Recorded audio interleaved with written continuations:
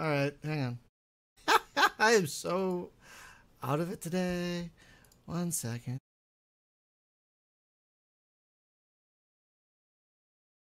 There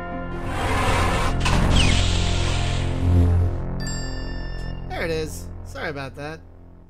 Hello, everyone, and welcome to the Space Game Junkie Podcast. I, as always, am your co-host, Brian, and joining me, as always, is your co-host, Jim.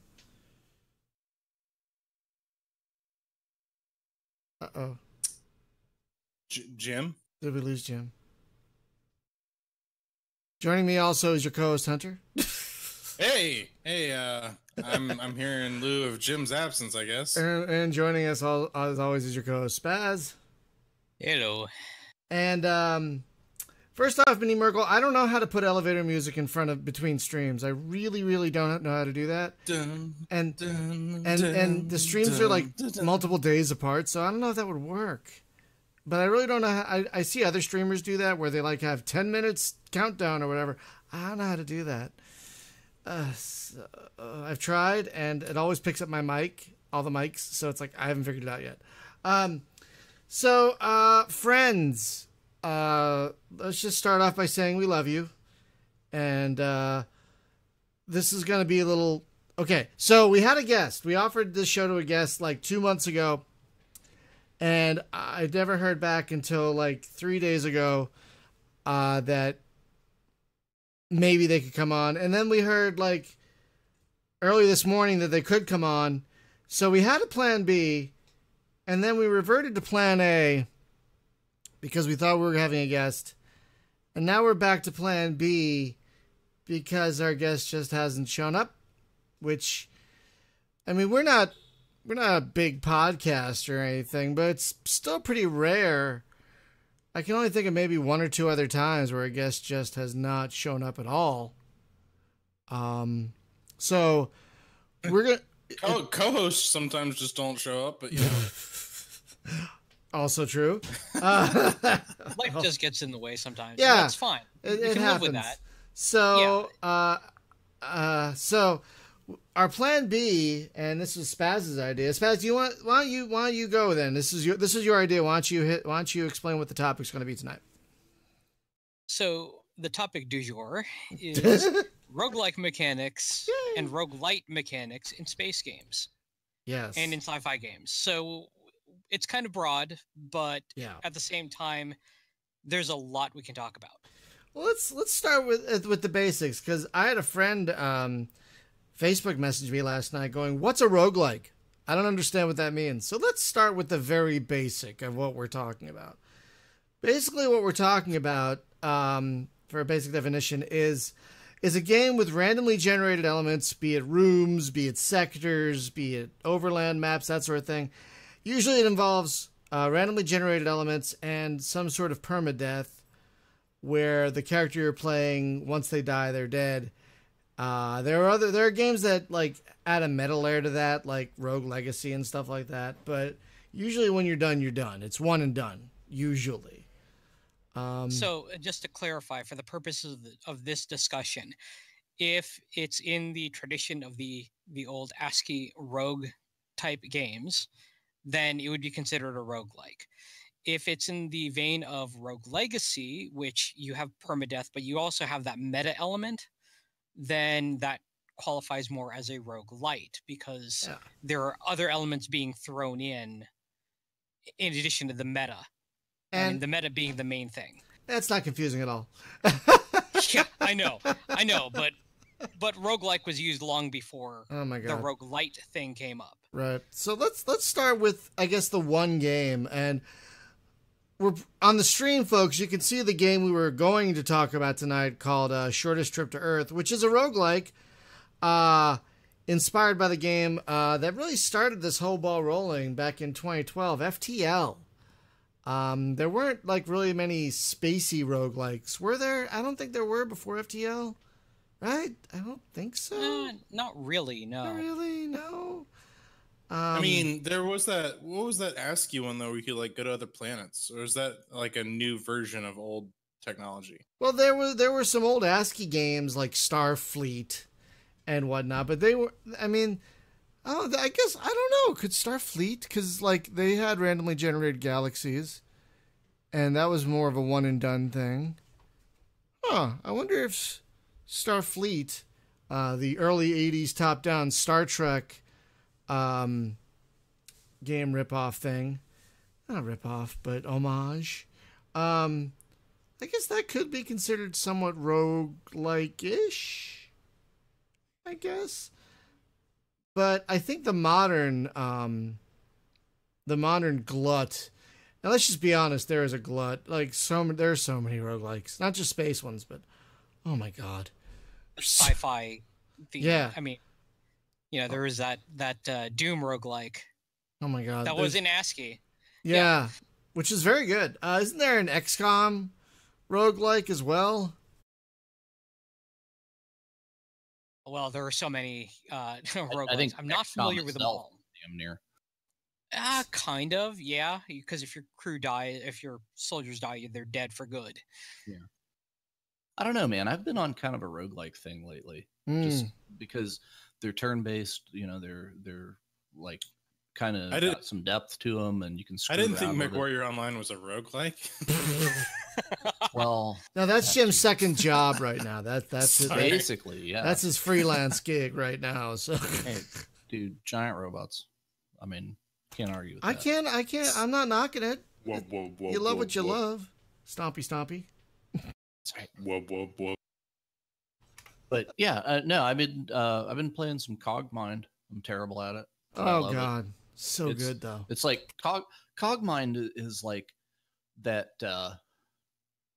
Oh, what the heck is the name of that game from the Commodore 64? You had a robot and you ran around and hacked other robots. Oh, you've talked about it, but I can't remember the name. Yeah, God, I love that game. But I can't remember the name. So, Spaz, what did you envision us? Sorry, dude. I'm like, I love you. What is your name? I'm sorry, Spaz.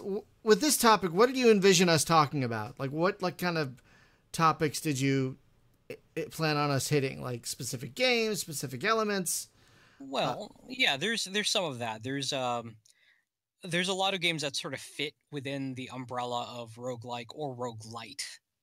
Everspace for one. Oh god. But then there's also other games like Sword of the Stars of the Pit, which is a great adaptation of a roguelite within the universe of Sword of the Stars. But you don't even have to have played the Sword of the Stars games, any of them, to actually appreciate the Pit for what it is.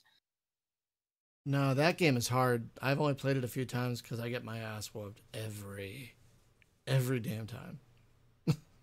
I think I've beaten it on easy once, to be honest. Yeah. Well, but there are also some missteps along the way. There, unfortunately, some of the games that fit within this genre also either they're too difficult or perhaps their mechanics are just a difficulty cliff to grasp, and then you're fighting the game more than playing the game. And let's talk about. Yeah. We were talking about earlier one of the biggest offenders, and I hate to speak negative about a game, but The Long Journey Home is a big offender in this too hard, too randomly generated-y. Like, you don't want the random number generator to be mean to you. You don't want it to fight you. You want a challenge, but you don't want to, like, throw your arms up in frustration because of the RNG. Right, because you're fighting the game. You're not playing the game. By the way, it's Paradroid is the one I couldn't think of. And if you want to play a modernized version of Paradroid, Puppy Games has a game called Droid Assault, which that's a great game. Yeah, I love that game. And Paradroid is like the Commodore 64 version with a hacking minigame. Oh, nice. But it's basically like it's like the new Mario, right? You just run up to a monster and then throw your hat at it and possess it and then use its powers. Except there's no hats because robots don't wear hats. Well, they should. Well, I guess they could, yeah. Nothing wrong with hats. There's whole game economies based on them, aren't there? Robotsandpartyhats.com. Register it now while it's available. But yeah. I think one of the biggest missteps, besides The Long Journey Home, is like all the games that tried to clone FTL and none have really been successful. Like there was Yeah, one. well, like Good. like the other week we had Cosmeteer, or was that was last week, right? Cosmeteer, great game, love that. And then this game, also like it, right? Oh yeah. If we could just marry the two, so that when I get in combat, I fly this ship around like, I don't know, like Star Control-ish. Yeah, Star Control, exactly. So it would basically be Star Control with Lego spaceships and crew management. Crazy. So yeah, I gotta think someone's doing that. I gotta think someone, if it's not done already. I hope they're listening and doing it now. There's something twinging my brain. There probably is a game out there that's exactly that I can't remember, because there's so many games. You need some heat signature in there so you can run around as a crew guy and like ninja snipe other dudes. See, all the elements are there and perfected. They're just in different games. Yeah, they're in a bunch of games, and we just together. Right, exactly. You need a proper mashup of heat signature plus Star Control plus. Well, and it's called Star Citizen. So Jim, you don't like the FTL style of combat where you're just like kind of right clicking a target and hitting one to fire your laser? It's its own thing. That sounds like EVE Online mechanics. Well, EVE Online is a bit more involved than the UI is a little easier to digest in FTL. But yeah. No, seriously, like one of my big peeves with EVE Online is that I have to go to the target list and like right click a thing and then left click on lock on the drop down stuff. If I could, I guess you can hold control and click it or something, but if I could just hit tab on my keyboard, that would be great. Like standard MMO conventions, but I guess they do that to like make botting hard or something. Because otherwise you just get a key banger that would hit tab. I don't know. So what, Spaz, what prompted this topic? Have you been playing something lately that got you thinking about roguelike elements? Was it Everspace, for example? Well, yeah, I've been replaying Everspace and beat its base campaign just yesterday, yeah. But I've also been playing the new DLC, so that's fun too. I gotta play the new DLC. I hear the new DLC is great. It adds characters and stuff that you can interact with. It adds NPCs you can take missions from. And they've got little storylines too. Oh, that's great. Follow along with. Yeah.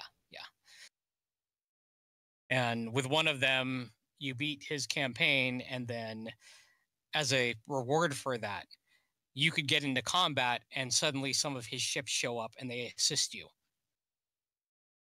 Oh, so you get a little, it's a nice little bonus. I think, kind of building off that, I think one of the issues facing the roguelike. Is it a genre? Roguelite? Definitely the rogue-esque genre is it's becoming so diluted. Like you have roguelikes twin stick shooters like Nuclear Throne and Enter the Gungeon, and you have roguelike space games like Everspace and FTL, and you have roguelike tower defense like Dungeon of the Endless. The whole Dark Souls movement isn't really diluting that either, because the what? That Dark Souls, the popularity of that, because that's like, is that a roguelike? Here's a game that's balls hard. It's kinda. It has elements. Well, there's challenge modes too. I mean, but I don't know.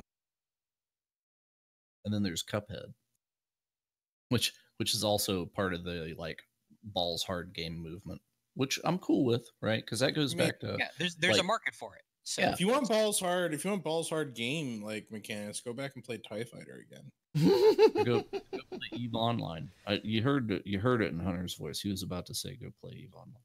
But EVE Online's not that hard though. You just don't like how it does it. You want a different game than what I agree with Hunter on TIE Fighter. I agree with Hunter on TIE Fighter. I'm on a TIE Fighter break right now because I just can't. Well, it's just like so, you know, upstairs at, you know, here in my house, I have a entertainment room, and I finally hooked up my N64 to the big old projector. And I'm sitting there and I'm playing my N64 with Star Wars Rogue Squadron, and I'm thinking to myself, God, I don't remember this game being this freaking hard. But I think there is like a degree where we were used to a challenge of games, like games had a challenge to them that we were used to, and they were fun to like keep trying to perfect. And then Yeah, we 'cause entered like a scene of like easy games, and then Dark Souls comes out, and then like it's Yeah. but it's just Dark Souls though. Like I mean, I don't know. Like it's just like why can't I have like a gripping, challenging story in other games too? Well, I think the tendency has been like, let's make the game longer, and then people are playing for the story, right? And then it's like people are like, look, I want to challenge. I want the game to be hard enough that I stay engaged, but I don't want it to be hard enough that it really impedes the flow of the story. I just, I want to feel like I participated in this movie. But it's like if you were playing like say Wolfenstein 2, and which Wolfenstein 2 is a weird animal, right? Because it's like, I don't know, 8 hours long, but 4 hours of that is cutscene.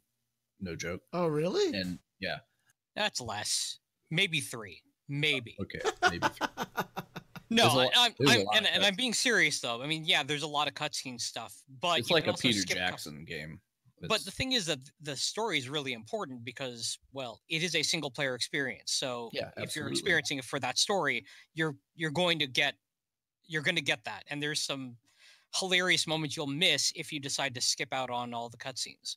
Yeah, but the deal is, if you're playing it because you want to experience that story and you want it to be hard enough that you're kind of engaged with it, but if it's like you die 100 times trying to just get through, you get to the end of the level, you're like the last fight, oh god, I'm dead again for the 100th time, right? Then people are going to get disgusted because it's like, no, I want to see the cutscene. Come on, give me the candy. But then you get these games where it's like just exiting the level is the achievement, right? So it's a different flavor of thing. But you see, like Dark Souls isn't like super like plot heavy either, right? It's like you discover things, but it's kind of organic to the world. You're kind of discovering how to play the game, not so much the story. And I think maybe that's a thing, is like you're learning the game, not the tale, because the story is the game. You're the story at that point, because that's a thing where people come away from a game like Wolfenstein or whatever, and it's like, okay, we all got the same story, but if we all played a game that's got some freestyle problem solving to it, but it's wicked hard too, we're all going to have a personal story about how we overcame something. And so it's a different narrative. That's all. Yeah, and that doesn't make it bad, because, well, it makes it terrible. Yeah.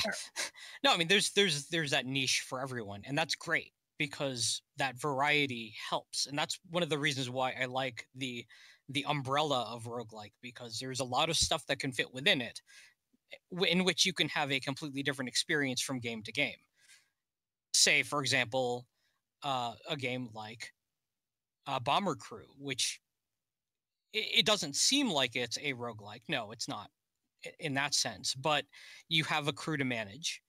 You have those 7 people who you're hoping to keep alive through as many missions as possible, and maybe even until the end of the war, if you're really, really lucky.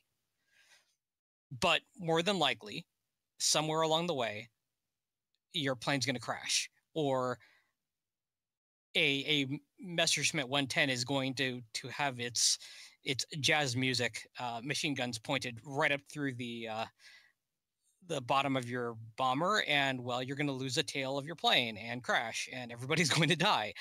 That sort of thing can happen. But that's part of the story, where it's like if you're save scumming versus you just roll with it, right? It's just like, well, it happened. Well, here's a question. Here's a question I have for you guys, because I'm going to be honest, I'm not as familiar with the roguelike games.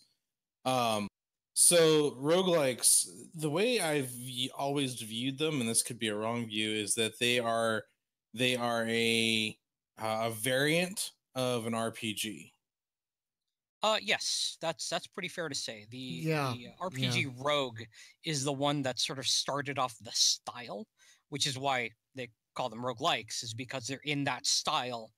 And a lot of other dungeon crawlers, like, say, Dungeons of Dreadmore, even though it's not ASCII art, it's still, you're on a grid. You move one space at a time. You move, the enemy moves, and sometimes your actions may take more than one turn. So you know, you might need 2 or 3 turns to charge up for a spell or something like that, and then your enemies might get a few extra turns to attack you.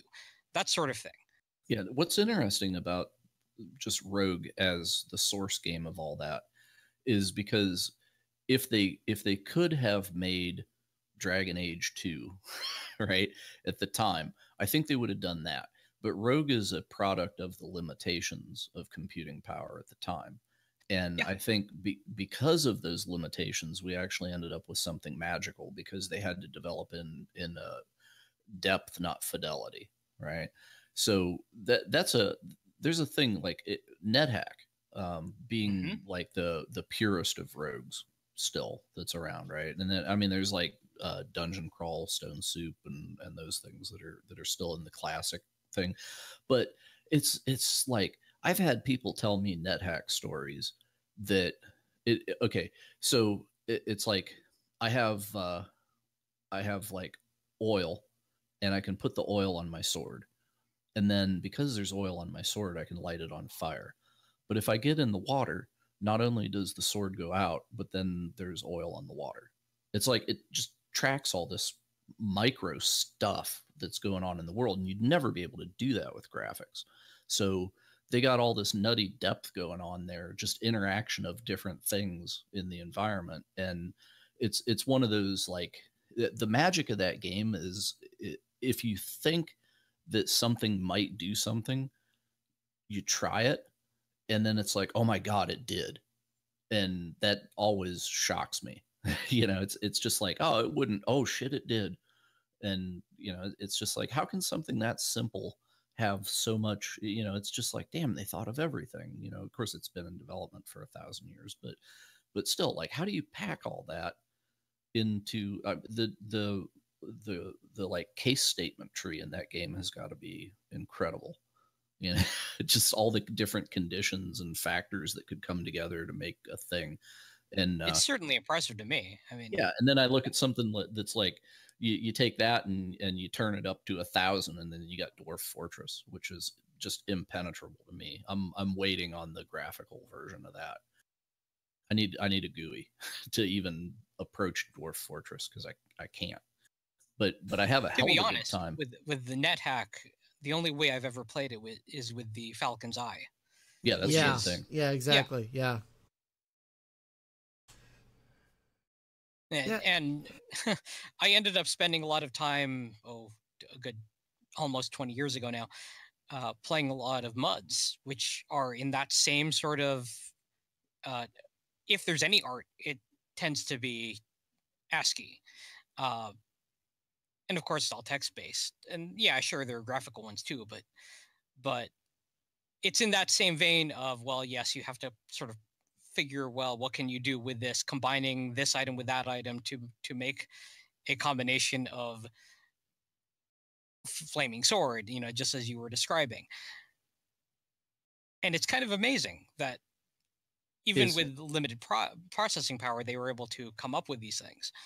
Is Falcon's Eye related to Vulture? Because I've got Vulture for Nethack in my library. I don't think I've played. I think it's a different branch. Falcon's Eye thing. I'm not 100%, but they're both basically like a GUI for Nethack, basically. Yeah. You know, honest to God, what was that roguelike that unfortunately it got tedious because you had to level every single one of your characters through every dungeon. You know what I'm talking about? But it had like a paper dungeon look to it, and it was just gorgeous. It looked like a tabletop game. Yeah. The name escapes me offhand. Book of Demons? No, not Book of Demons. No. Book of Demons is great though. It is. Agreed. Started with an R. I can't think of the name of it, but anyway, that game. If Nethack had the GUI of that paper looking tabletop thing that just looked like a board game, which, I mean, it looked like Card Hunter, right? If you've ever played Card Hunter. Yeah, that's what I want. I would play the rest of my life Card Hunter as Nethack. I think there are some What's that was that Monster Hunters one? That's the deck building. Monster Slayers. And I've played so much of that. Love that game. But yeah, that's like kind of that deck building, board gamey looking thing, right? Yeah. So, yes. Nethack with deck building. That's maybe what you need. That's the game that will fulfill you. Doesn't that exist? Well, yeah. Gotta exist.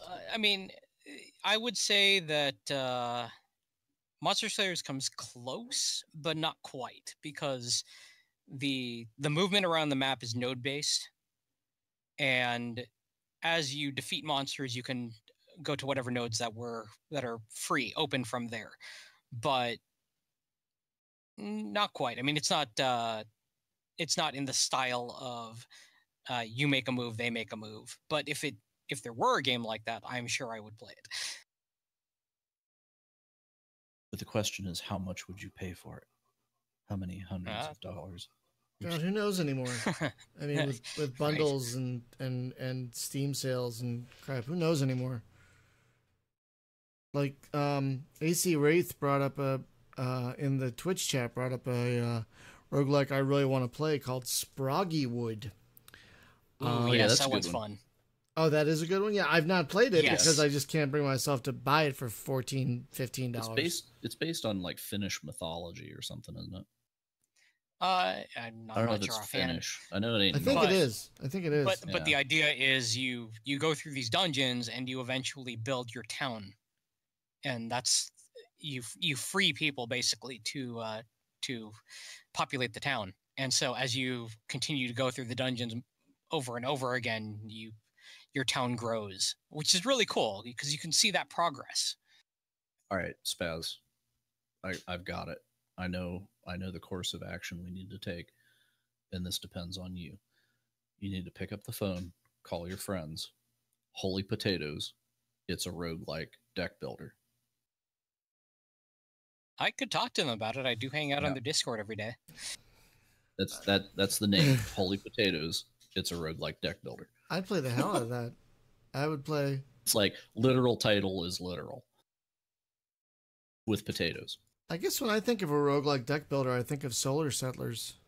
That comes very close to me as a roguelike deck builder. Well, it's not really a deck builder. I mean, it's more of worker placement with. Oh. Well, yeah, that falls under worker placement. I wonder if you would consider Scavenger a roguelike deck builder. Wait, which one's that? It's a deck building game, but it's very interesting how the mechanics of it work. I've only played it a few times. I don't think I've played it at all. It's like post-apocalyptic, nuclear winter kind of thing, and you've got to like manage supplies, scavenge for all kinds of stuff. Oh, do you mean Neo Scavenger? Nope. Arctic Scavenger is what I'm thinking of. Oh, Arctic Scavengers. Yes. I have. Sorry. So Arctic Scavengers, just to explain for people who don't know it, you manage a colony, and you have to send them out every turn in order to go out scavenging, but you're competing against the other players to scavenge for the same materials. And when you get into combat, you bet basically how many cards you have left in your hand, how many you want to send into the fight. So you place them face down. And depending on how many cards are placed face down, the other players may decide to back out or keep on in, and you can bluff. You can totally bluff and send civilians out who will do absolutely nothing in the fight. But if the other people back out, then you win. So the idea is this interplay between you and the other players. And it is an excellent deck builder. Absolutely excellent deck builder. Probably not a roguelike then.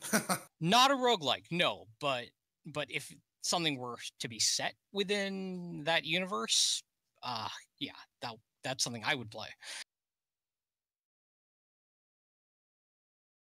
Apparently, someone just brought up Calc Rogue, which is a roguelike for scientific calculators. It's kind of awesome. Yeah, you know, the T89 and those like big scientific calculators. Apparently there's a roguelike. Yeah. There's a roguelike for that called Calc Rogue. That's kind of amazing. Has anybody made a side-scrolling Rogue? I mean, I know there's a lot of Metroidvania-ish things, but they're more Metroidvania than Rogue. Well, Darkest Dungeon? Darkest Dungeon comes kind of close, because you do have that dungeon crawling. You have to manage your party and all of that. In terms of, let me see.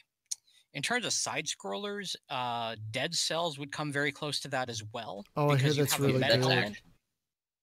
Oh, it's such a good game. Yeah, but still, that's more in the Metroidvania than true. Well, then what do you mean by what do you mean by the side-scrolling thing? Then do you mean like? Well, I mean, it's a side-scrolling game, but not an action game. It's just because Rogue is top-down, right, or isometric generally. But if you translated that to side-scrolling instead, if you would get you would have just definitely a totally different dungeony layout. But you would end up with something that looks like a Metroid map, but it was turn-based. So in other words, you're saying it would be like when you move to a new room, you are in the room, whatever is in that room with you, monster or treasure or whatever, you encounter that, but then all that would be turn-based. Is that what you're saying? Yeah, and it's also like because you don't have room to maneuver around the monster. You know, there's distance, but there's not left and right of it. It's just forward and backwards at that point. Unless it was a flying thing, then it could be in the air above you or whatever. But yeah. Well, Monster Slayer sort of has that because that's how the combat works. You fight in the node, and then you're just fighting whatever is there. Yeah. Speaking of nodes, Guild of Dungeoneering. Have you played that much? Because that's very heavily node based. It's not so much like I take X number of steps down the hall. It's just like I'm in this room. Here's what happened. Right. Yeah, I like that one. Oh yeah, AC Wraith and Twitch just brought up Wazhack. That's very side-scrollery roguelikey. Very, very side-scrollery. Good point. Have you played that one, Jim? I'm sure that I have. Let me look at a picture. It's an older one. It came out for phones and shit like a bunch of years ago. It had like good but bad graphics, wasn't it? It was like some kind of funky looking. Lance Criminal on YouTube says, I legitimately have no idea what a roguelike is. Okay, Lance. Yeah, Wazhack's exactly what I thought it was. It's got that, like, the graphics are kind of good, but not, because it's weird. I don't know what even to call that, but yeah. Lance, basically what we're talking about are games with randomly generated elements and usually permadeath. So it's like you do one run, see how far you can get, you die, then you start up in a randomly generated whatever and start again. So the big space one is FTL, basically. But there are a lot of roguelikes. A lot of roguelikes. There are roguelikes like even based on rhythm. What? Yeah, the space station game that we were talking about just came out with the Supernova edition. You mean Halcyon 6? Halcyon 6. Yeah. That's kind of got a little bit of roguelike going on. It's like it's like you go into, it's like go explore the whatever, and then you fight monsters, and you got to deal with it, man, because it's like permadeath. That dude died. Sucks to be you, right? But it's you it's have a cloning vest, but yeah, generally speaking, they die. Yeah. Oh, you know what else is kind of roguelike? Hold on, I got the dog crawling on me.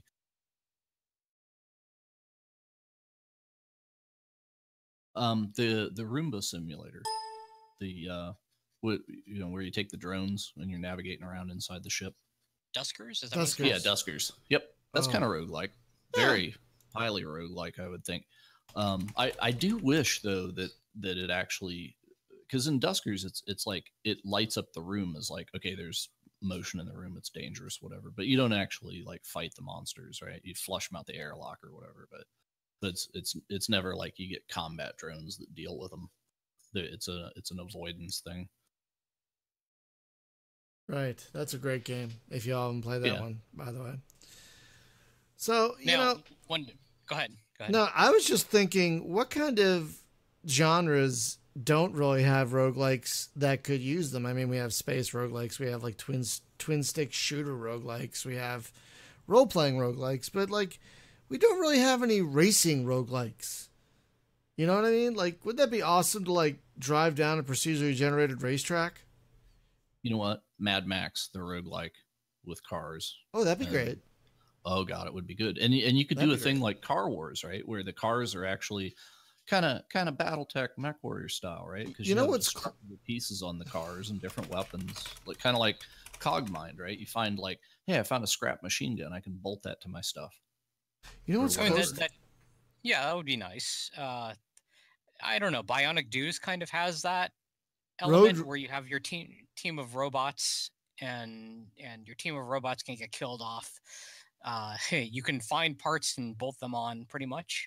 Yeah, well, there's Skyshine's Bedlam, which is I'll call that a roguelike, and that's very much crawling around the post-apocalyptic wasteland in a big camper and fighting dudes. But it turns into kind of XCOM-y combat whenever you meet people and stuff. But yeah, it's a journey kind of game. Yeah, I was just thinking the only game I was thinking of that's similar, like, yeah, thank you, Minnie, for bringing up, is Road Redemption. Have you guys played that one?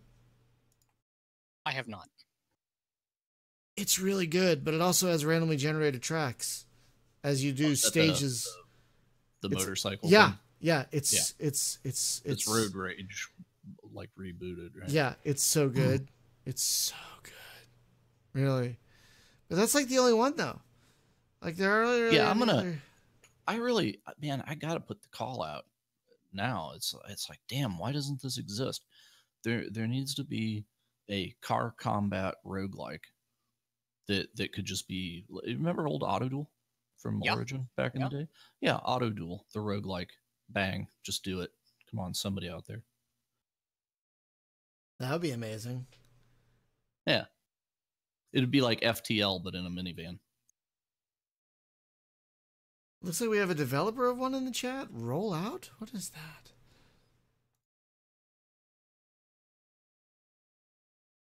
Oh, wait, what is this? What is this? Do you guys see this in the Steam chat right now? Roll out. Roll out. Ooh. So much money. Da, da. Me and my homies.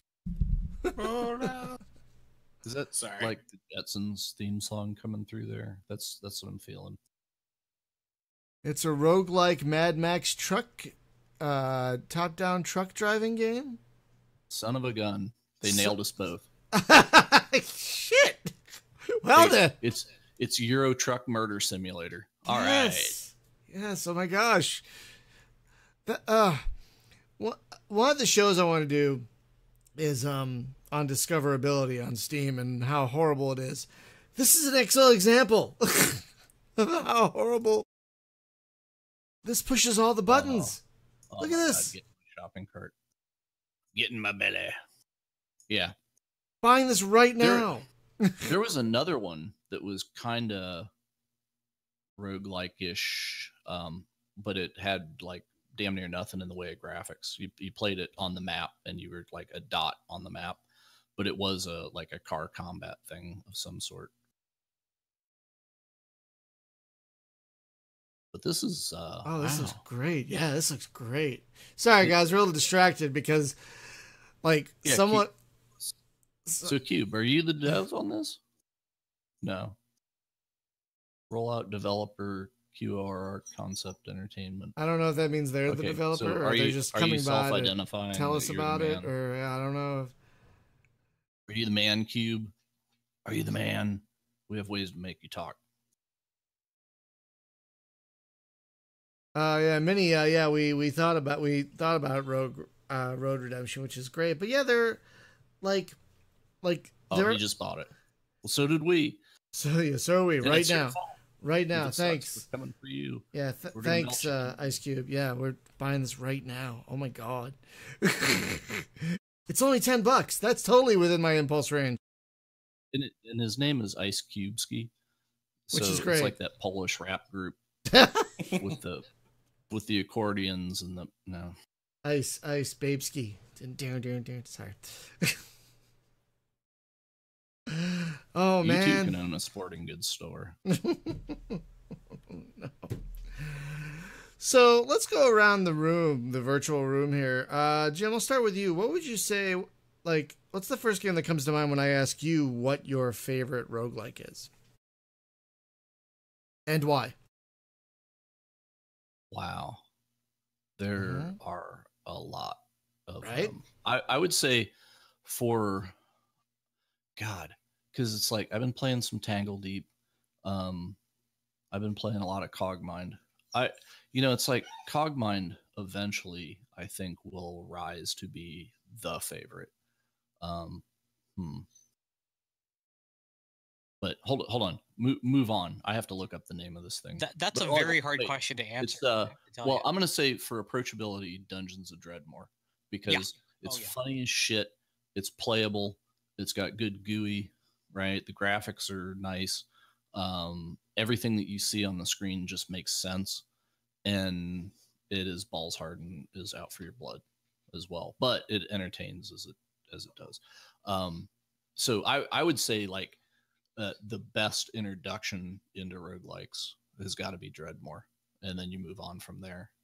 Yeah, I couldn't agree with you more on that. That is for an introductory game. That I totally agree. Dreadmore is an excellent introduction to the genre. But I like Tangle Deep too. It's a little bit of a different thing. Tangle Deep is very good. Yeah, and if you want to play traditional, Stone Soup, and it's free, right? So maybe that's a good place to jump in, and it's also got tile based mode. I would say. In this age, definitely play a tile-based thing. That's, but honest to God, as far as roguelikes that I remember most fondly, Dungeon Hack, the old Dungeons and Dragons like gold box thing back when like Pool of Radiance was a thing, back on like the early DOS days and Commodore and stuff. And they had Dungeon Hack, which was straight up rogue in that D&D engine. Because it was totally like randomly generated wizardry kind of game. Really? I never played it. Wow. Oh, it was good. And God, they got to have that on GOG. If they don't, then they probably do. Okay, then let's change the question. Not favorite, but like maybe most memorable, maybe most standout. What's your standout of the genre? Maybe that's a better question. Yeah, anybody but me. Oh, okay. Spaz, what about you? Well, FTL is probably an excellent standout in terms of it opened up the genre to a lot of things. I would say a close second would be Rogue Legacy, because that is what effectively defined the roguelite genre. Yeah. Hey, do you remember Temple of Apshai? Yeah, played that on my Atari 800. Yep. Yeah, I gotta throw that one out there because that is probably the first like seriously graphical roguelike that I can remember at all. Oh yeah, Temple of Apshai trilogy. I still have my disc. I still have the disc for it. I've never heard of that one. It looks like it was for the Commodore. I had it on the Atari 800 XL. Oh yeah! Wow, look at this thing. That's old. It was pretty amazing. Yeah, and in fact, you'd go looting, and occasionally you'd find treasure chests, and then you would find an item called trash, and it would clog up your inventory unless you got rid of the trash. By the way, folks, Dungeon Hack is on GOG. It's part of a Forgotten Realms collection, and it comes with like one other game for $6. So if like you want a classic roguelike, it is on GOG. Paste it in the stream chat for y'all. Hunter, you said you're I'd like... say Gene Shift kind of counts as roguelike. You think so? Really? Because that's a full-on RPG as well, right? So yeah, they married the two successfully. Well, the thing is Spiderweb, that right? the thing is that the game's been around since 2009, and so it's been in development a long time. But in terms of you got permadeath. In terms of not permadeath, but you can die enough times that you run out of money. But also the idea that you got this planning. I mean, anyone who watched our stream of Gene Shift when Brian and I did that, there's a lot of planning involved, and you do have to sort of figure out the puzzle. Okay, well, am I going to throw grenades here? You can throw a grenade here, I throw a grenade here, and we take out a couple guys at once, and then get our sniper rifles out and take out the rest of the guys. That sort of thing, that's in there, but it's very planning heavy the further you get into it, because it's just so easy to die. That's true, and I can kind of see it being roguelikey because of its difficulty, which that is a thing that like kind of defines roguelikes, is they're not meant to be easy. Like even Dungeons of Dreadmore, not easy, not an easy game. I mean, it's got casual mode stuff, but even the easiest mode is still going to kick your ass unless you're prepared for it. Have you ever heard of dying a lot is kind of the it's a feature of the genre. Yeah. You ever heard of Diablo? That's pretty Well, see, that's the thing about Diablo is they do have their challenge mode where you get one life and you have to try and see if you can make it through the whole game. Yeah, I think Diablo 1 is just straight up rogue. Really, it's an action roguelike thing, but it's the rogue formula big time. It's loot. It's loot. It is, but it isn't at the same time. Yeah, I know I get it though. And part of me agrees, but I'm just like, but at the same time, there's the whole like resurrection respawn thing, and that. But it's the thing. I think but it's damn close. Company were looking at that, and they were just like, "Hey, let's make." Did you realize that originally Diablo your dog was right next to you? Yeah, that too. I have two. Sorry. Because mom brought her dog down with her when she moved in, so the two dogs are getting acquainted. Today's day one. So you were saying, did we realize what? Did you realize that originally Diablo 1 was going to be claymation? What? I'm not shitting you. It kind of is. Like you look at some of the animation, it's pretty darn close. It certainly feels like it was like bendy, like Gumby dudes at first. Oh, weird. Ask Eric about it if you ever talk to him again. It's I watched. It was one of the GDC videos this year. I can link it.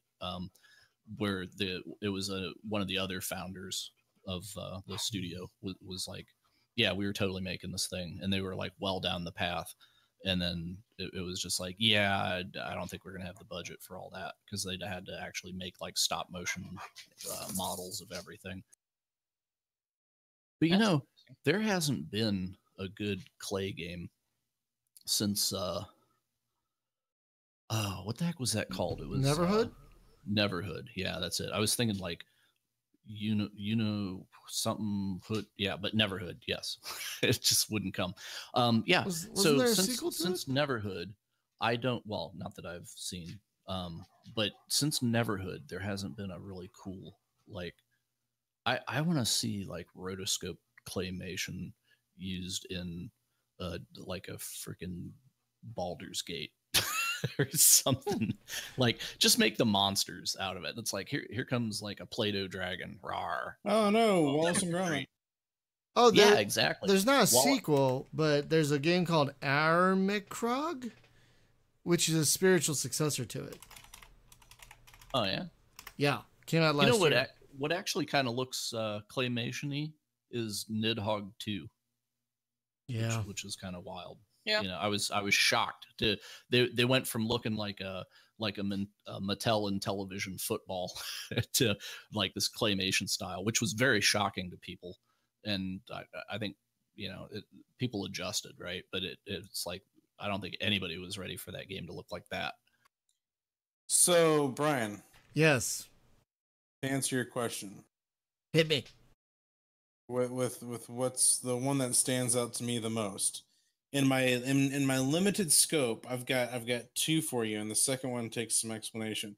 But in my limited scope, I think the one that stands out the most to me is Oregon Trail. Oh, a Oregon, twist! Not Oregon, like the zombie version, right? Dying of dysentery. Fuck. So you mean the original Oregon, like the state? Oregon, yes. Oregon, internal yeah. organs. Have you played That's Oregon Trail?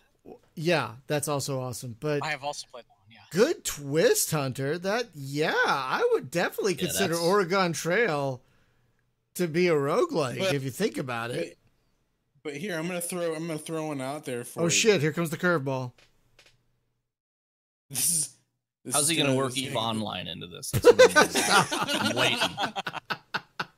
But here's no. This one's here's the curveball. Ski free.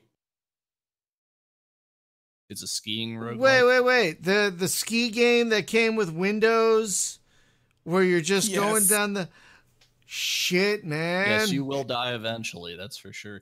You know, by that regard, that wow. Space Invaders, Pacman is a damn roguelike. You know, yes, you get 3 lives. And because you collect, because you have to collect the fruit, and yeah.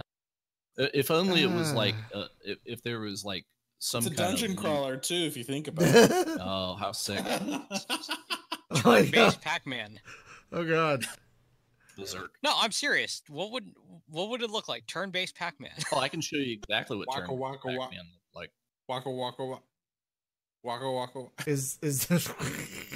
Is there like a Pac-Man style game that's a turn-based roguelike?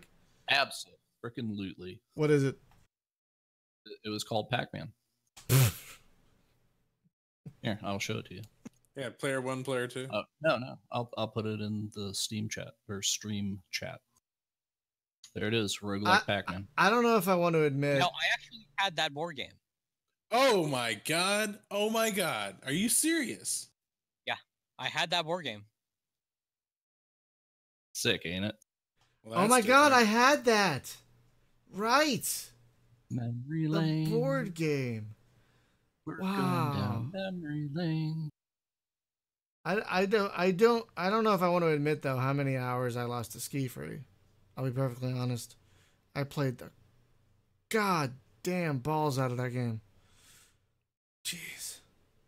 Oh my god, there was a Zaxxon too. There was a Zaxxon board game. Yep. What? Yeah, one of the key features was that the barriers were there, and you had a little dip in the barrier that you had to move your ship over. So the little standee for your ship could be lifted up, and it would allow the tip of the ship to sit on that barrier.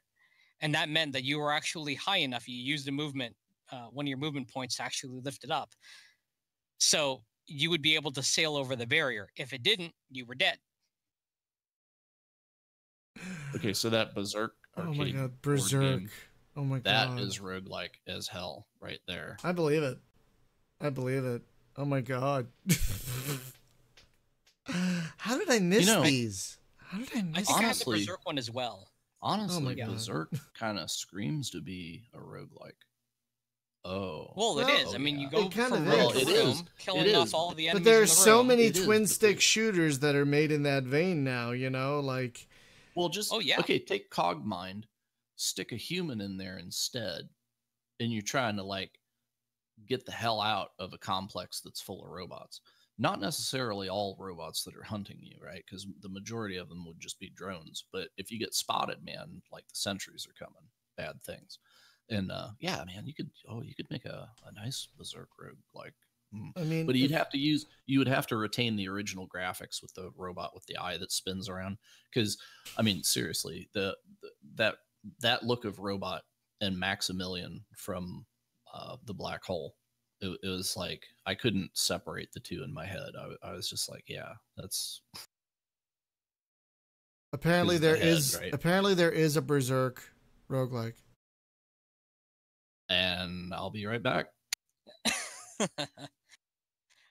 By the way, I should mention one other standout within this particular genre, star crawlers. Oh yeah, that's the tile based. Yeah, That's the tile based. And it's like Eye of the Beholder on Space Hulks, because you do have environment stuff you can interact with. That is very all of the RPG stuff, and you have all the elements that are in the genre. It's just the perspective is like a dungeon crawler, third person. So Eye of the Beholder, if that was translated, keep the maps, keep everything exactly the same, except translate it into an isometric game like Baldur's Gate. Is that like, would you throw down $60? Like, basically, it would be a Baldur's Gate mod, pretty much total conversion. Just turn Baldur's Gate into Eye of the Beholder. I would totally be down for that. The thing is, you'd have too many corridors and not enough rooms. So, I mean, yeah, sure. There's that would make it more maze-like. Yeah, that's true. But from the top, it would be a very obvious maze, right? Like, I think maybe half of the magic is of the wizardry / Bard's Tale / whatever those games, the 3D things, is because it was disorienting, because they could put you in a weird maze and it would be a super obvious maze seen on graph paper. But, sure. Yeah. Have you ever done that, by the way? Like, be digging through a drawer and you find like a tablet of graph paper with like a Bard's Tale map on it, and it's about 30 years old. And it's like, oh my God. I had a couple of those that I made for Eye of the Beholder on the Sega CD. Wow. Yeah. So, yeah. Oh, and you know how like a favorite game around here is Star Trek Voyager Elite Force or whatever that was. Yeah. Yeah. Okay. Yeah. So that was Raven, and Raven's first game, I think it was Black Crypt, which was exactly an Eye of the Beholder clone.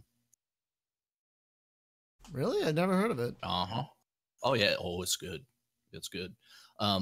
So I'll give you a spoiler. If you ever play it, you have to have the ogre blade in order to kill the ogre that's on the second floor.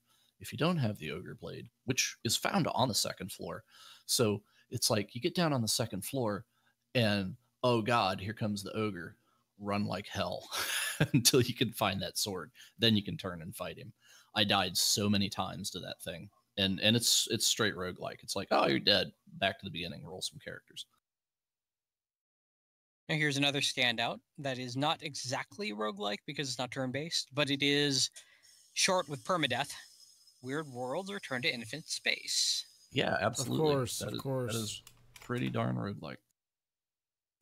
Yeah, they really skirt the line, I think, between something as big as Starflight and something as small as a traditional roguelike. And it's kind of funny. It's a shame the developer of the game we wanted to talk about tonight didn't show up, because it kind of feels similar to Infinite Space in a lot of ways. Oh, by the way, the Berserk game is based. It's the Berserk, the Japanese manga / anime, not. Oh, darn. Yeah. Sorry. Didn't mean to get your hopes up there. What about a Japanese swordsman fighting robots in a dungeon? Yeah, so we could just make it. We could make the two things very. What was it on the Orville? Is like, yeah, you can be a samurai fighting an ogre. Yeah, and the nicest ogre in the world. I love that. Too. I love that ogre. Hey man, nice to meet you. Always love to meet one of his friends. Always a pleasure to meet. It's always good meeting Dave's friends. By the way, folks, if you're not watching the Orville, don't let the horrible pilot put you off. Every episode after that is just better. And it keeps on getting better. It just really does. Bad. The pilot kind of set the tone for like, this is not next generation. Well, yeah, the thing about the pilot was it was just like it had to establish itself. It's not that it's necessarily bad. It's that awkward chapter 1. Let's get this out of the way. It is the worst episode. It's not terrible, but it is the worst episode out of all of them. And every episode just gets The last episode with the woman who played Cassidy Yates, amazing, so good. Also, the guy that was her captor, I was guest starred several times as different Trek aliens in the past. Oh God, yeah, he's been in everything. He was apparently an alien bounty hunter in X-Files, and he was on like every Star Trek, like Next Gen, DS9. He's got that kind of I'm a bad guy face. Hey, since we're talking roguelikes, and a fairly recent release on Steam is Xenomarine. Has anybody played that one yet? No. I have not. Yeah, it's like it's kind of like Alien, but you're one dude instead of a squad of dudes. But it's kind of a like one man Space Hulk kind of roguelike thing. Oh yeah, I did see that. It looks really good. It looks really, really good. It is on my wish list. Yeah, mine as well. Mine as well. It's got to be better than that other Space Marine game we tried and couldn't get working and it was too hard anyway. Which shall not be named. Oh, I can't even remember the name of it now anyway, so it's probably for the best. And then there's okay, so game that has always intrigued me, right, is this Ancient Domains of Mystery. And it's like a super popular roguelike, I guess. But I'm looking at like the graphical version of it, and it's just like I haven't found the zoom on there yet or something, but the tiles, it's just really tiny. Like I've got a high res screen, right? So it doesn't scale. It just is like, oh, my guy's a little dot now. And yeah. But other than that, it's like I really want to get into it, you know? But so whenever we had the question going around about like what roguelike is like, you know, would you recommend? What do you think's the coolest? Dungeon Mans. Oh, yes. That one is excellent. Yes. Oh God, that's so good. And I've talked to the developer. I used to he'd do like Twitch streams when he was coding, and I would just hang out in there for hours and bullshit with the guy. He's super cool. His name's Jim. I can't forget that because right. If there's one guy I'm gonna remember his name, it's Jim. Dungeon Man Jim. But yeah, the sense of humor in Dungeon Man is just amazing, right? Because like you just have to play it. That's all there is to it. The sense of humor in that game is just hilarious, and it aligns. It aligns with my own trolly nature. The game is just a giant meme, and it's memeing itself, really. And of course, there is the tie to Tangle Deep as well, because Zircon, who did the music for Dungeon Mans and some of the coding on it, is the one who's developing Tangle Deep. Oh, very cool. Yeah, I knew there was some connection. I wasn't sure quite what it was. I think Dungeon Mans is so good. There was a roguelike. It was top down. It was really creepy. It was like a kind of a twin stick shooter with crafting, where you'd craft weapons out of cans and stuff. I can't remember the name of it. It just came out like 3 or 4 years ago. But apparently, one of the developers of that was working on the game we're going to talk about tonight. Can't remember the name of it. You guys know what I'm talking about? It's a top down like horror roguelike. Teleglitch. Teleglitch. Thank you. Yes. Oh yeah. That's an amazing game. Another one, also free, is Cataclysm Dark Days Ahead, or CDDA. I was playing that the other day. That's the one that I posted the screenshot of, like 20 zombies horde murdering me. But it's a post-apocalyptic zombie thing, roguelike. It's really good. Got a lot of depth to it, and you know, it's cool. Other game that's also very roguelike is Ashworld, which is in early access right now.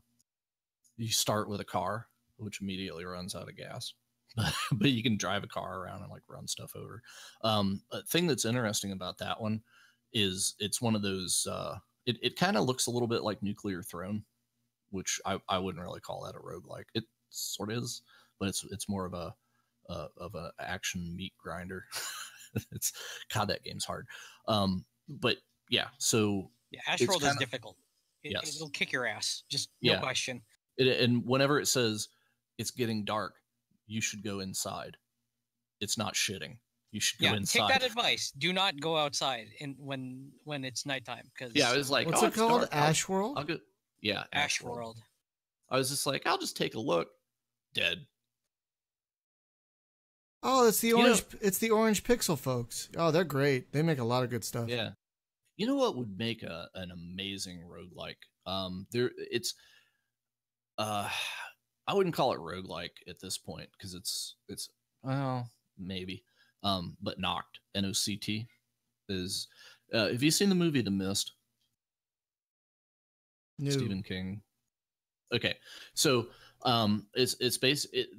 Brian, you would love The Mist. It's got giant space spiders that in the fog, right? Like you can't see, right? Because this mist rolls in. Of course, it happens in like a town in Maine because everything Stephen King does. But these people, it's like, you know, they're at the hardware store or whatever, it's grocery store thing, and this fog just rolls into town. And a couple of people like come running into the store and are injured and stuff. And it's like, what's going on? It's like, don't go out there. It's full of monsters and whatever. And what happened, spoilers, is there was sort of a Gordon Freeman style, like dimensional rift thing. And a bunch of alien crazy bug things came into our world and brought this rolling mist with them. So it's about these people just trying to survive. I don't know, like 30 people or whatever that are locked up in like a little IGA supermarket together, going stir crazy. And then it's like, well, we got this plan.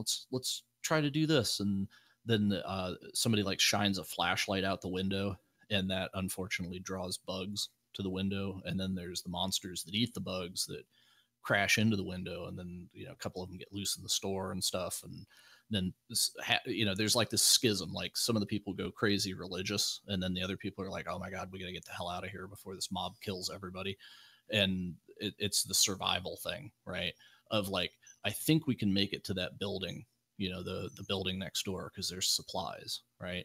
But it's like a zombie survival thing, but it's like, instead of let's explore the town, it's more like, I think I can make it across the street without dying, kind of deal. And it's like you can't see, right? So it's like, I've got a shotgun in my car in the parking lot. Can we make it to the car and back alive? Well, that sounds creepy and terrible, and I probably shouldn't watch it. Oh, Brian, you'd love it. Especially the scene where the spiders like lay eggs in people. And yeah. Yeah, no, yeah. So I mentioned it in stream chat, but definitely fitting within that roguelite envelope, Deep Rock Galactic. Yeah, there aren't a ton. There are some like roguelike first-person shooters type things. That's probably among the best of them, really. Yeah, I'll put a link to Noct in the thing. And it's multiplayer too. The deal with Noct. Have you played any of those games that like was on mobile, right? Where it was like Zombie Gunship, where you're in like a C-130 like orbiting around, and you have like heat vision, right? So you don't see the people, but you actually see like the thermal of what's going on the battlefield. Noct is kind of like that. You have like a satellite view, and visually, because it's the fog, right? So you can't see through this mist. So you have to watch everything through thermals. And then it's basically like you're trying to guide the survivors. But it's not permadeath, because if that guy gets killed, it's like, all right, I'll find another survivor, and it like locates somebody else that's nearby, and then you take control of them. But it's super creepy, man. I played it like for Halloween. I was like, I need a creepy ass game, so I reinstalled this thing. But if you just watch the video that's with this for like 20 seconds, and you'll know what's going on.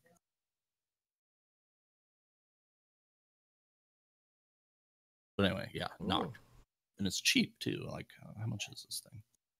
$10. Yeah, not bad. And multiplayer.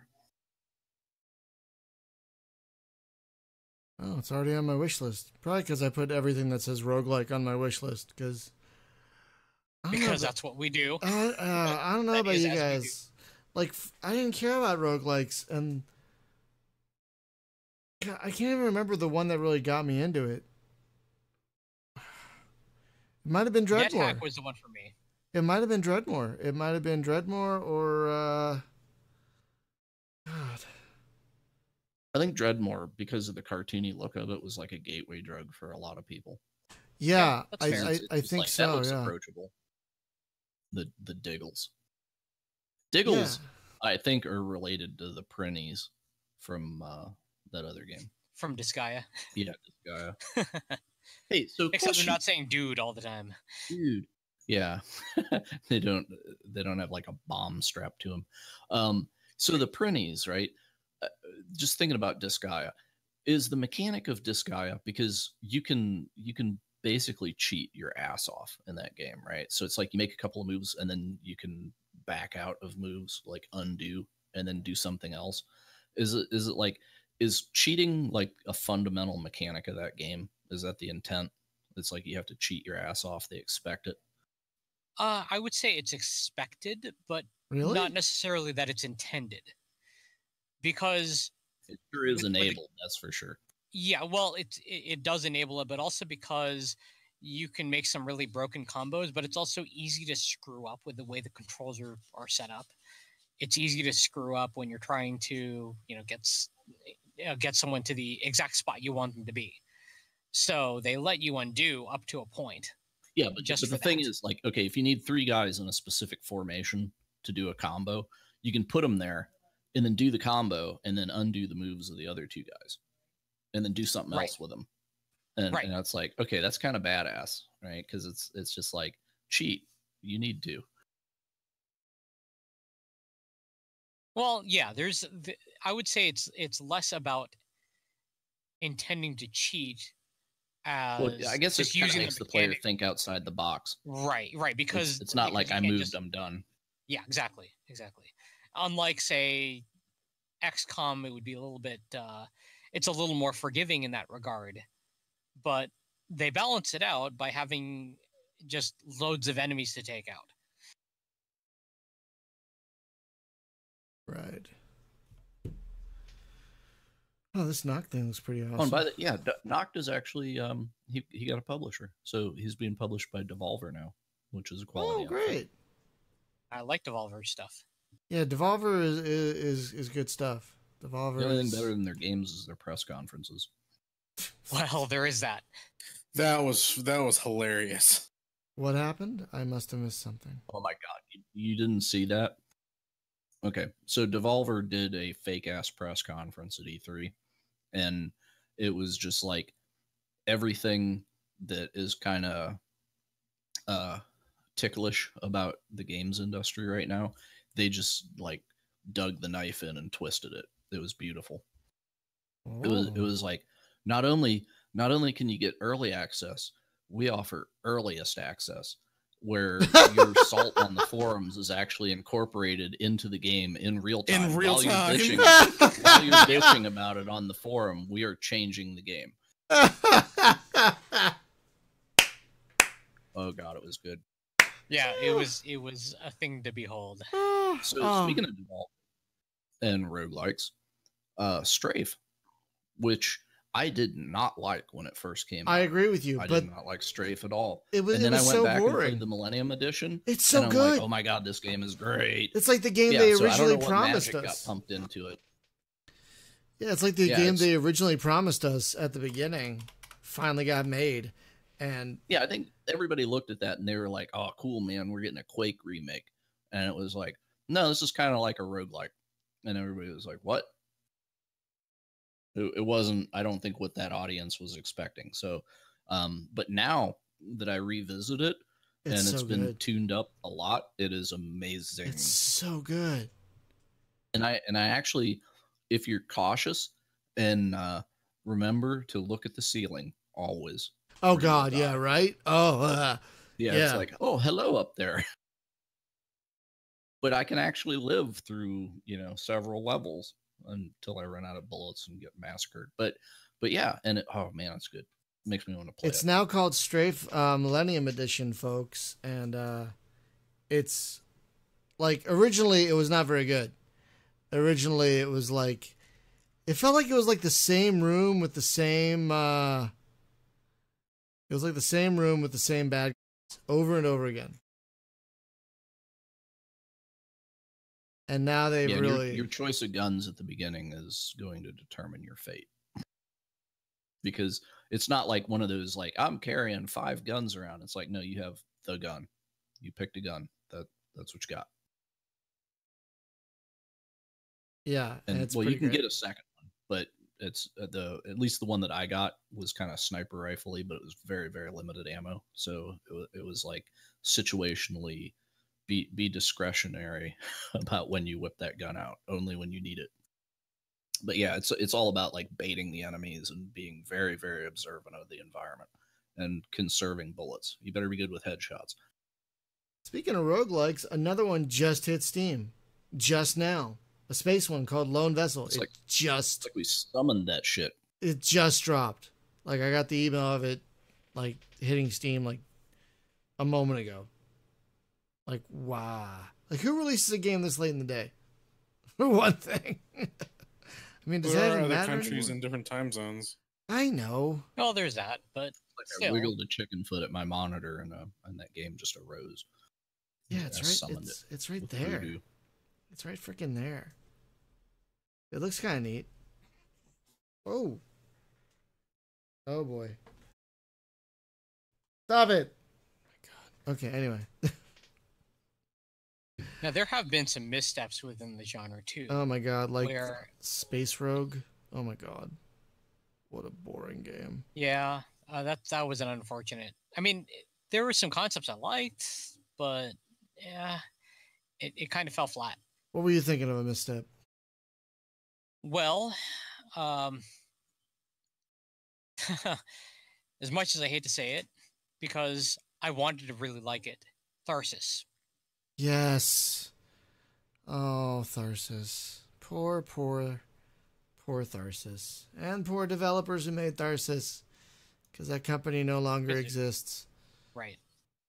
Well, it dawns on me. I had forgotten in my ranting about, oh my God, we totally need the Mad Max roguelike. Somebody is making it. It's called Autofire. What? I'll post you a link. What? Yeah. Yep. Pat Lippo. And I talked to this guy too, and I totally forgot. And then it came back to me. But yeah, take a look at this. It's come a long way since I looked at it last. Last time I talked to him, he was just like putting in the bootlegger turns and stuff. Well, that looks fantastic. Yep. It's like I want a roguelike with Matchbox cars. Done. Oh, that looks great. Oh, that looks really great. Yeah, I dig it. I'm totally signing up. Make sure you look at the animated GIF over on the right side in the column, because that's actually showing combat, not just him driving down a road. And it's like Car Wars, right? I know that this boy has played some Car Wars because it looks right, and like his turns and stuff, and I can see, it's like, oh, that looks depending on how fast he's amazing, going, what his turn radius is, and yeah. That looks amazing, you guys. That looks like right freaking there. Oh my God.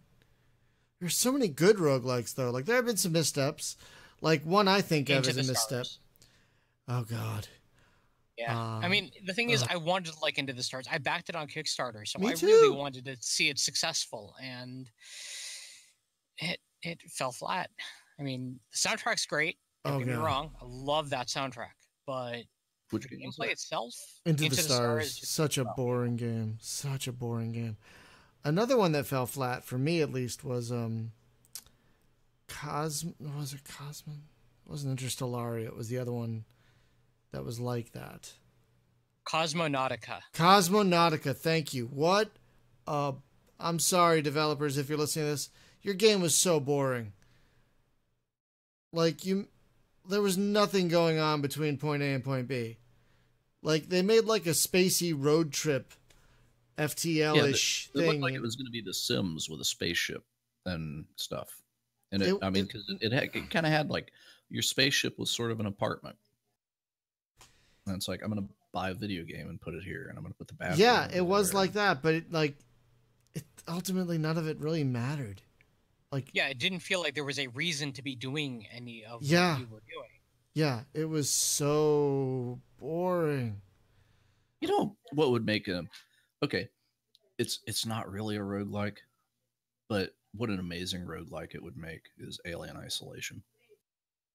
I could totally see that. Yeah, it's like you don't need a bunch of monsters. You just need one. Although one there is the monster that challenge you don't mode, want to though. see.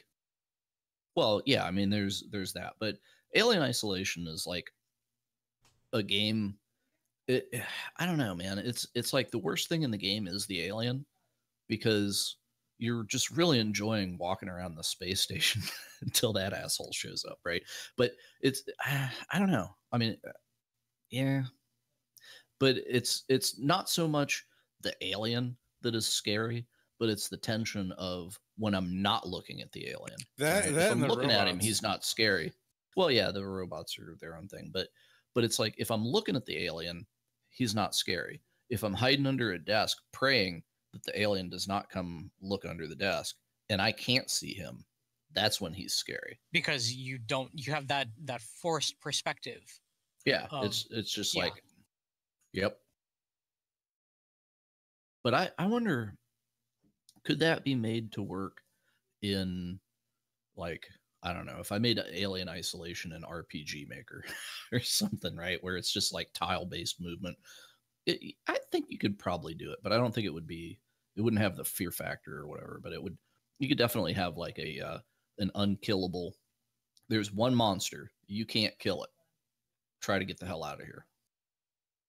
Well, there was a game that sort of came close to that, except two things. One, you could kill the monster with the caveat that you had a gun that you had to charge up before every shot. Mm-hmm. And you can only fire one shot at a time. Was it like Run Like Hell or something? No, actually, it was on Sega Saturn, and it was called Enemy Zero. Oh. So the concept is you are on this spaceship. You have an AI that's kind of guiding you around. You have other you're exploring, but the aliens that are chasing you are invisible. You're wearing a headset. You got to play this thing with stereo headphones because, well, you need that, because what you hear is like the blips in your coming through the either left or right on your headset. And depending on the frequency of the blips, it could tell you whether it's left or right or directly in front of you or behind you. And the speed of the blips would kind of they'd speed up their pace as the thing got closer to you, sort of like it does in Space Beast Terror Fright. But the thing's invisible. And you've got to have perfect timing on charging up your weapon. And at first, you don't even have one. So all you have to do is run. But eventually, you find a weapon and you can fire back. But one of the hooks that sort of makes it roguelike is the fact that you have limited saves. Every time you load up a game or save a game, it takes up battery power. Oh. And battery power is very limited. And if you've saved or loaded too many times, you literally cannot load up your game again. So you have to start all over. It's almost permadeath, but it prevents you from save scumming. Jeez. Interesting. There are so many good games, you guys. Just so many good roguelikes. Oh my god. Like, I think the one I probably play that probably really resonated with me the most was one called Runers. You guys heard of that one? It's a good one. Yeah. Oh my god. I played so much of that. All right, I got it. Oh. So the alien kind of game with the unkillable monster. Yeah. The trick would be that you don't play one guy with permadeath. You play the crew with permadeath. And then you lose crew members one by one. as the monster eats them because you fucked up. Then it's kind of like your crew members are like hit points, right? But if the mechanic dies, hey, you lost the ability to fix things, you know, or you're just not as efficient with it, you know. Yeah, so yeah, you can but still try to you lose fix their things. skill, right? So that could be interesting. So maybe you have like a crew of 16 or 20, and you're trying to get somewhere, and you have to get somewhere without losing all your crew and without letting the alien take over the ship. Yeah. I don't know. You might end up with Tharsis, though. Except not really. you eat each other, the alien eats you. But yeah. Well, maybe the goal is that you're trying to research a countermeasure. You know, maybe a way to make the enemy killable. Yeah, if the alien is different every time, right? Almost like awful green things, where it's just like you don't know what you don't know what to do to it. Right, you don't. Yeah, you could try multiple things like throwing acid at it, and maybe that causes it to gain an extra arm and an extra attack on you, or things of that nature. You throw a bomb at it, and now you got 10 of them. Right. That could be interesting. Yeah.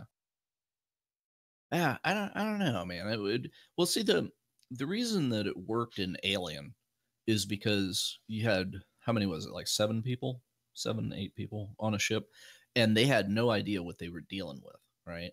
Well, that only works on the first play of a game, right? Because if it's just like, okay, I'm on a spaceship and the goal is to survive or flush it out the airlock or something, right? But not have everybody die.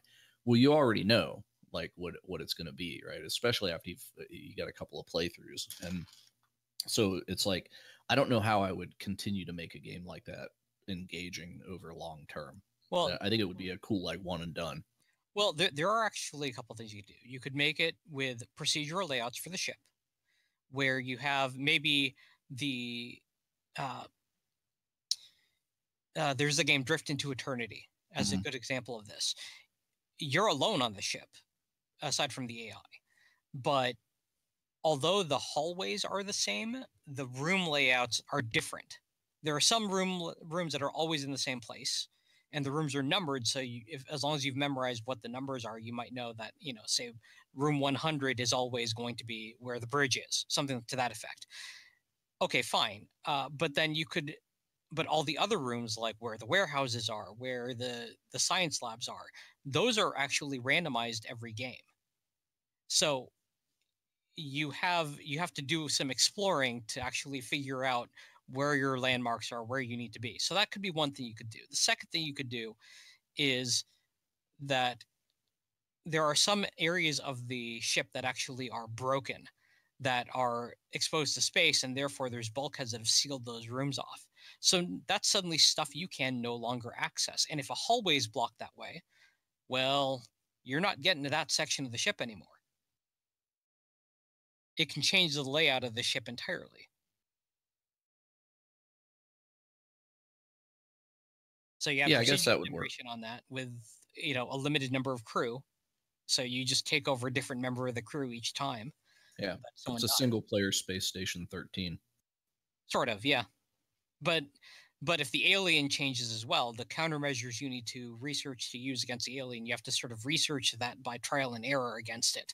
Throwing bombs may not work, but maybe knives will because it can't heal cuts. Yeah. Something to that effect. Which honestly, you know, the same game could be made terrestrially as like Friday the 13th, right? It's like we're a bunch of campers, don't get killed by Jason, and nobody can kill Jason, so you know. But yeah. By the way, I put a link to the original 2D version of that auto fire game. It's like the complete one that he did. Now he's redoing it in 3D.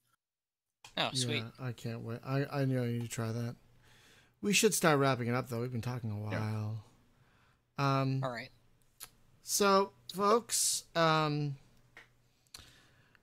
we might be doing this again next week because we have a guest for next week, but they haven't confirmed either.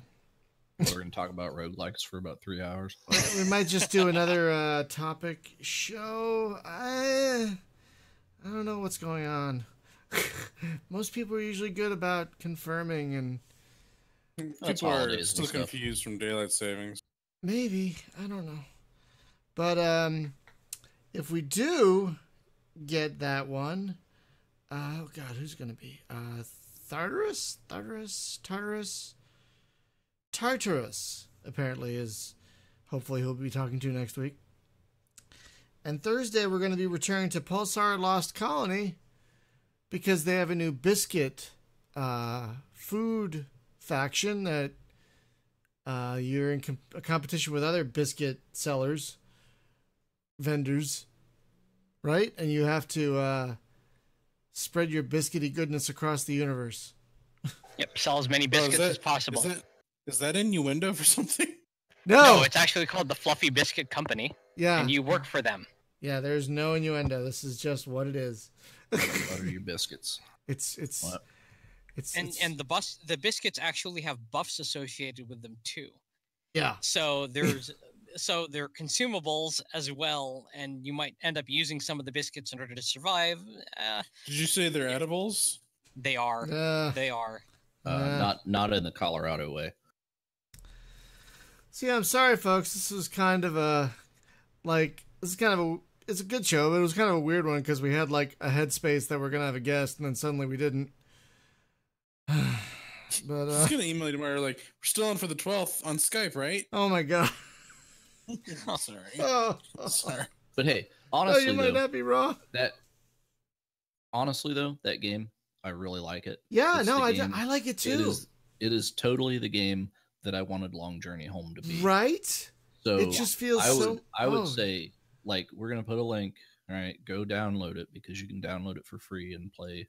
You know the. Is that like a fairly current build? Like the demo, right?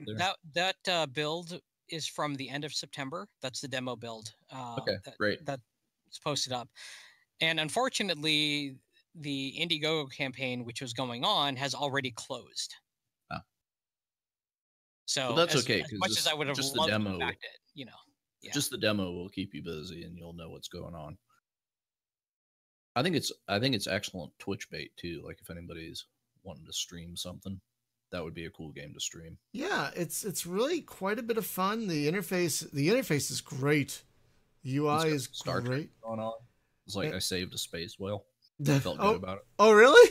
Yeah, it didn't have hairy mud in it either. Oh, thank God.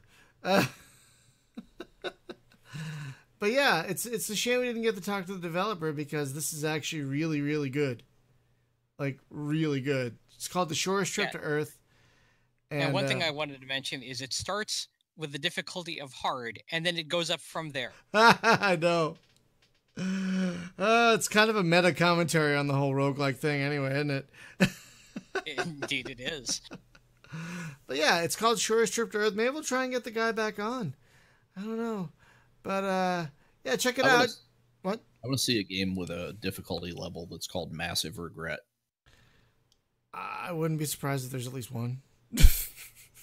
Or you're like, you'll regret this. That's the name of the difficulty level. Like, a mistake was made. This will hurt a lot. But anyway, folks, thank you for listening to this kind of rambly, yet hopefully still entertaining show. It was entertaining for us, at least. So hopefully you found it entertaining as well. And we'll see you next time. Have a good night, everyone. Bye-bye. Yeah, Mini Murgle's got a good idea. Next time we just go out in the street and randomly abduct somebody and make them Shit, I'm still streaming. You're a game developer, right? Get in the car. Totally still streaming. Bye.